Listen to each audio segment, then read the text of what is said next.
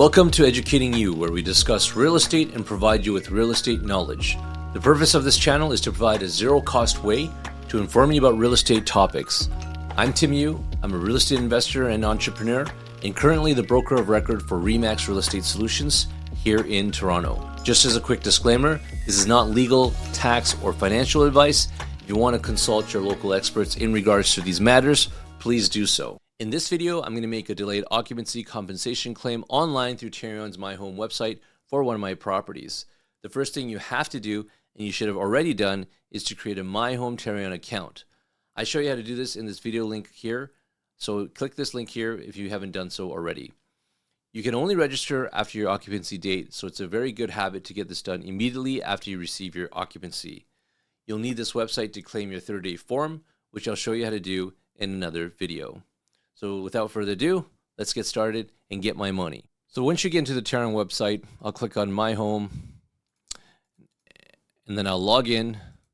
And there's two places where you can go. You can click on Forms here and click on the delayed occupancy, or you can go scroll down here and then click on the same thing here. It's exactly the same thing. One thing to point out here is the important dates. So this tells you when you have up till claim this delayed occupancy. It says May 8th, 2024, so I have lots of time to do this. It also tells you when you need to do your urine form, but we're not talking about that today. So let's click on Start,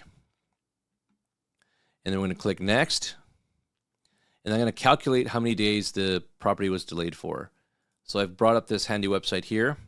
So initially we're supposed to have occupancy on March the 20th, and then they actually gave us the occupancy on May the 8th. And this was a firm occupancy. So I'm not sure if you actually include the last day or not, but what the heck, I'm going to include it anyway. Calculate the duration. It's 50 days. So I'm going to put in 50 days here. All right, and this will automatically populate here. If there's any other expenses that you incurred as a result of the delay, you can add them into here. But you're going to actually have to provide receipts for this as well. But again, I'm already at my maximum here. So the maximum you can actually claim is $7,500. There's not a penny more that you can claim than that. So, there's no reason for me to add in any of this information. So if you don't actually give you 10 days notice to delay your occupancy date further, then you would check this mark. This actually happened to me in another development before. So this looks good to me. Everything is filled out. I'm going to click Save and Next. So this is a page where you upload your supporting documents. One of the documents that they do ask for is page 1 and 2 of the Tarion amendment of the delayed closing occupancy warranty. If you don't know what it looks like this document here. So this should be a part of your agreement of purchase and sale.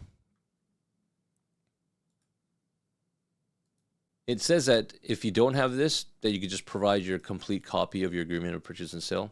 I do have it, so I'll upload this. So I'm going to name the file.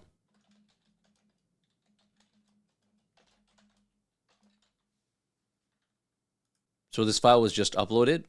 Now I'm in the next section. You're going to provide all notices, correspondence, agreements, or amendments regarding the delayed closing occupancy date from your vendor or its agents. So I have 2 emails that support this.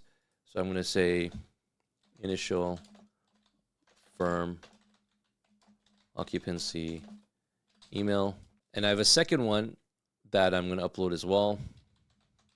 I'm going to call it delayed firm occupancy.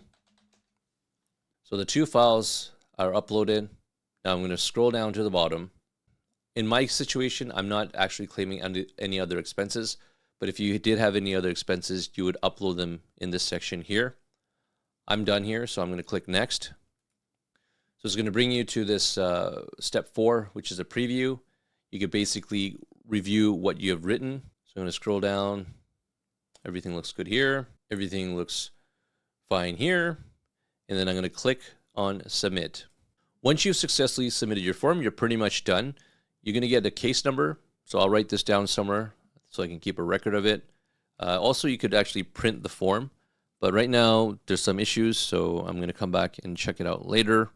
But you're pretty much done here. Now what I'm going to do is I'm going to go back to the home page. And I'm going to scroll down and look at my correspondence mailbox. In here, I'm going to click on View. And then I see this letter here. This is from Tarion. And it basically says that the delayed occupancy compensation, the builder is responsible to resolve this by November 24th, 2023. If they do not resolve it, you can contact Tarion to request a conciliation. You would pay a refundable fee of $282.50. This money will be refunded to you if they determine that your claim is covered. And if you scroll down, it tells you the processes of requesting a conciliation from Tarion. It's very detailed, and Tarion is actually very helpful.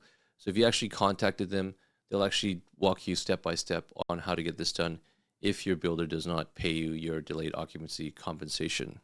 So I hope that was helpful. If you're learning from or enjoying this video, please subscribe to us on our YouTube channel. That's a terrific free way to support us. If you have any questions for me or comments about the video, please put those in the comment section below, as we do read all the comments. If you want to see another real estate video, click on this video here, and I'll see you in the next video.